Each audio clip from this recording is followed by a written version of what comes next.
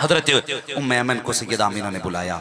बुलाने के बाद हुजूर को हुजूर का हाथ पकड़ा, 6 साल की उम्र थी, और उम्मे ऐमन के हाथ में देके कहा, उम्मे ऐमन आज के बाद मेरा बेटा तेरे हवाले है। और फरमाया मेरे बाद मेरा बेटा रोने ना पाए। तारीख साज जुमला नबी की अम्मी ने कहा था, उम्मे ऐमन जिन बच्चों की माएँ बचपन में चली जाती हैं वो दीवार से लग के रोया करते हैं, मेरे बाद मेरा बेटा दीवार से लग के न रोने पाए। अगर ये दीवार से लग के रोया ना तो फरमाती आमिना की रूह कब्र में तड़प जाएगी। ये कह के अपने बेटे का हाथ उम्मे ऐमन के हाथ में दिया, और उसके बाद सैयदा आमिना की आंख में आंसू आए।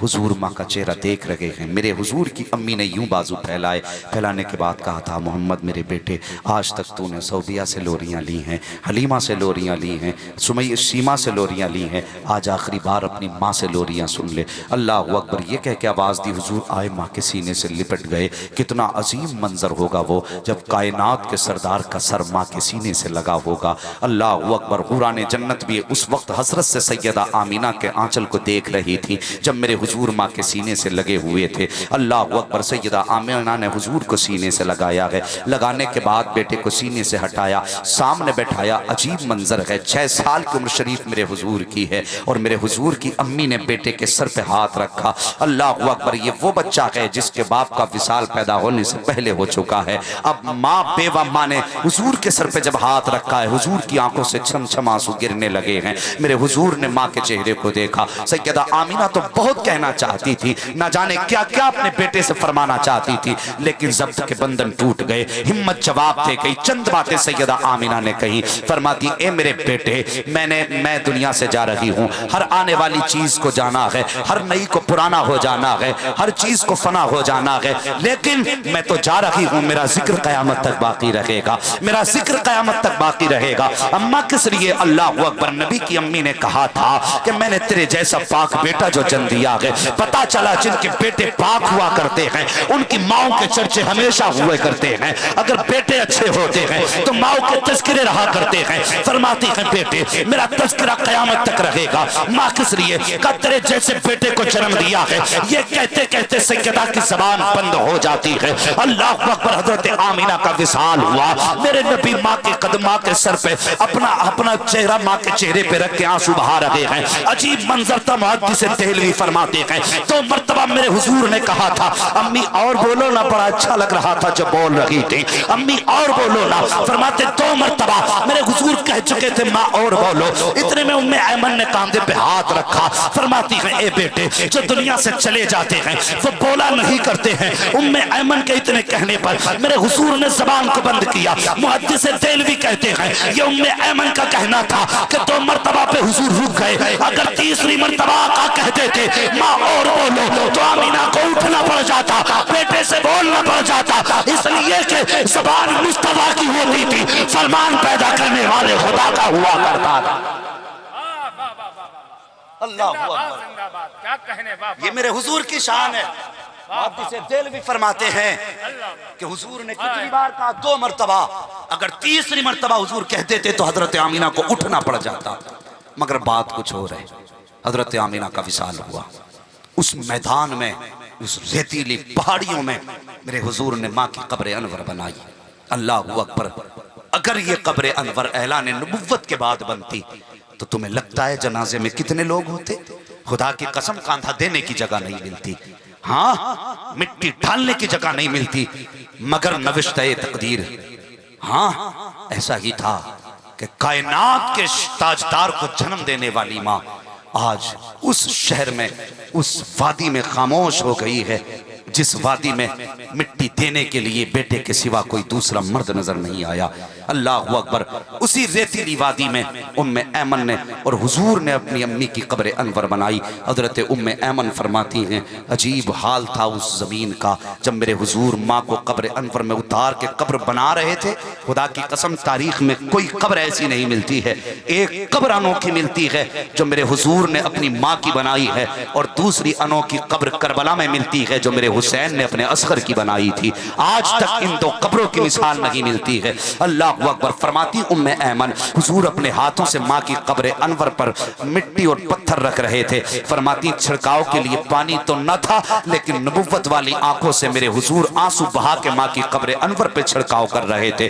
फरमाती हुजूर ने माँ की कब्र अनवर बनाई और बनाने के बाद जब पलटी हैं, कहते हैं मेरा कलेजा मुंह को आने लगा। मैं हुजूर को लेके चली ना, हुजूर मुड़ मुड़ के माँ की कब्र अनवर को देख रहे थे। अल्लाह अकबर। जानते हो माँ क्या चीज है? कभी कब्रिस्तान भी चले जाया करो प्यारे, कभी माँ बाप की कब्रों पे भी चक्कर लगा लिया करो। तुम्हें ईद के दिन मेले बाजार तो याद रह जाते हैं, तुम्हें ईद के दिन माँ बाप की कब्रें याद नहीं रहती हैं। तुम्हें नए कपड़े पहनने के बाद यारों को सलाम करना तो याद रह जाता है, कभी माँ की कब्र पे हाथ उठाने की तुम्हें तौफीक नसीब नहीं होती है। उम्मे ऐमन फरमाती मैं टीले से नीचे उतरी, उतरते वक्त मेरे हाथ से हुजूर का हाथ छूट गया। कहती बस हुजूर का हाथ मेरे हाथ से छूटा ना, फरमाती मैं आगे आ गई, पीछे मुड़ के देखा हुजूर का पता न चला। जंगल था, मैं घबरा गई, कहीं कोई जानवर तो हुजूर को ना लेके चला गया। अल्लाह अकबर। फरमाती मैं अपनी सोच के मुताबिक सोच रही थी, मैं दौड़ करके फिर टीले पर गई। कहती जब मैंने टीले पे चढ़ के देखा तो मेरा कलेजा फटने लगा। मैंने क्या देखा? हुजूर माँ की कब्र अनवर से लिपट के रो रहे हैं। अल्लाह अकबर। देखो तो शहीद माँ का प्यार क्या होता है।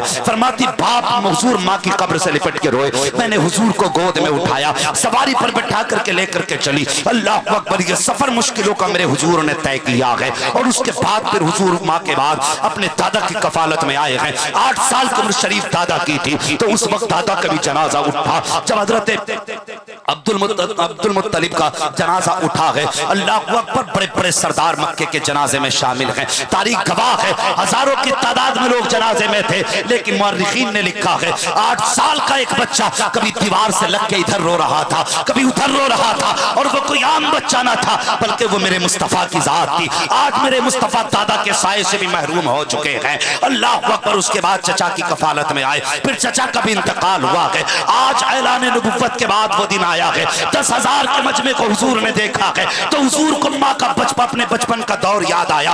आका फरमाते अबू बकर आज मुझे माँ की याद आ गई है। अल्लाह अकबर। अबू बकर कहते हैं या रसूल अल्लाह कैसे याद आई है? आका फरमाते हैं ए अबू बकर मेरा जी चाहता है काश आज मेरी माँ आमिना जिंदा होती और इसी हुजरे आयशा के अंदर होती, मैं इस मस्जिद नबी के मुसल्ले पे होता, नमाज पढ़ाता होता, मेरी माँ को कोई काम आ जाता और वो आवाज दे के कहती ए बेटा मोहम्मद मेरी बात सुन जा। अल्लाह अकबर। आका फरमाते हैं अबू बकर मेरा जी चाहता है मेरी माँ बेटा कह के आवाज देती तो मैं नमाज तोड़ देता, मुसल्ला छोड़ देता, माँ की खिदमत में चला जाता। या रसूल अल्लाह बंदगी तोड़ने के बाद बंदी की खिदमत में जाते। आका फरमाते हाँ हाँ आका किस लिए? आका फरमाते हैं अगर माँ राजी होती है तभी पैदा करने वाला खुदा राजी हुआ करता। वाह वाह वाह वाह जिंदाबाद माशाअल्लाह। हाँ भाई, सुभान अल्लाह माँ की इज्जत करो, सुभान अल्लाह। माँ की कदर करो। तुम नहीं जानते माँ क्या होती है। हाँ खुदा की कसम मेरे हुजूर मुझे बताओ कोई कमी थी हुजूर की बारगाह में? बोले 2000 से ज्यादा लकब खुदा ने महबूब को दिए। कितने? 2000 से ज्यादा, किसी चीज की कमी नहीं। लेकिन आज रोए तो लफ्ज़ बेटे को याद करके रो दिए। आज हम में से कोई हुजूर को बेटा कह दे पूछो ईमान से खारिज हो जाएगा। हाँ मगर मेरे हुजूर क्या कहते हैं काश आज मेरी माँ होती मुझे बेटा कह के आवाज दे देती। अल्लाह अकबर। आज माँ है ये बेटा कहती है ना तब भी हम उसे आंखें निकाल के देखते हैं।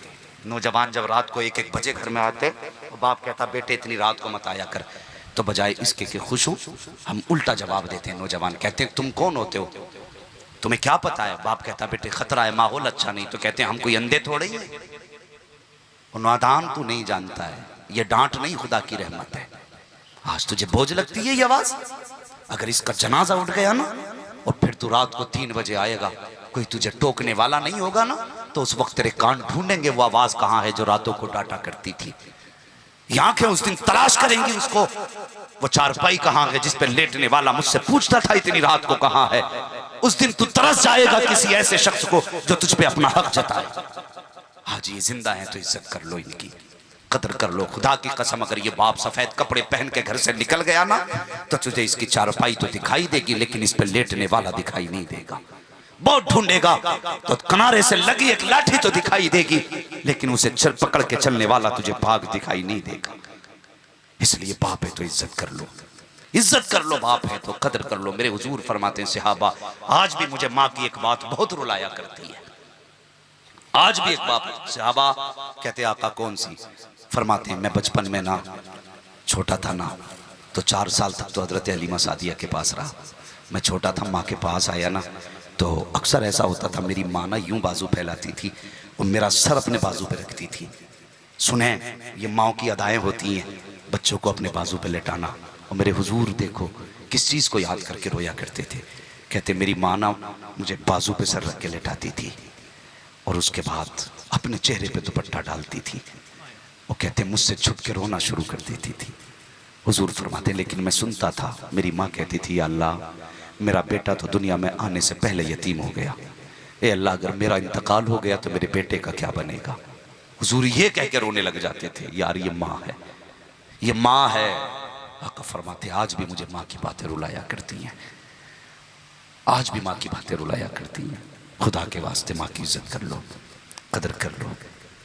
ये आज माँ बेटा कहती है ना तो कदर नहीं है। कल तुम किसी को 1000 दे के भी बेटा कहलवाओगे ना तो पैसे लेके भी कोई बेटा कहने तैयार नहीं होगा। ये बैठे उलमा बैठे हैं, नकीब अहले सुन्नत हैं, ये बड़े बड़े उलमा, इनसे पूछो इश्तिहारात में कितने बड़े बड़े नाम आते हैं, कौन सा लक़ब अल्लामा, फ़हामा, खतीब, ये वो सब आता है। लेकिन खुदा की कसम इन लफ्ज़ों से कभी कलेजा ठंडा नहीं होता। कब ठंडा होता है हमारा कलेजा? जब घर जाते हैं ना और माँ आज भी कहती है मेरा बेटा आ गया। खुदा की कसम दुनिया के 1000 लफ्ज़ों में वो मज़ा नहीं है जो माँ की ज़बान से लफ्ज़ बेटा निकलता है ना तो कलेजे ठंडे हो जाया करते हैं। आज माँ है, बाप है, बेटा कहने वाले हैं, नसीब वाले हो यार अगर माँ बाप हैं, वरना कल चले गए ना तो फिर बहुत याद आएंगे, मगर ये दोबारा नहीं आएंगे, दोबारा नहीं आएंगे। तुम्हारे पास दौलत तो होगी लेकिन खर्च करने वाले माँ बाप नहीं होंगे ना तो ये दौलत तुम्हें काटने दौड़ेगी, काटने दौड़ेगी। सोच भी नहीं सकते माँ क्या होती है।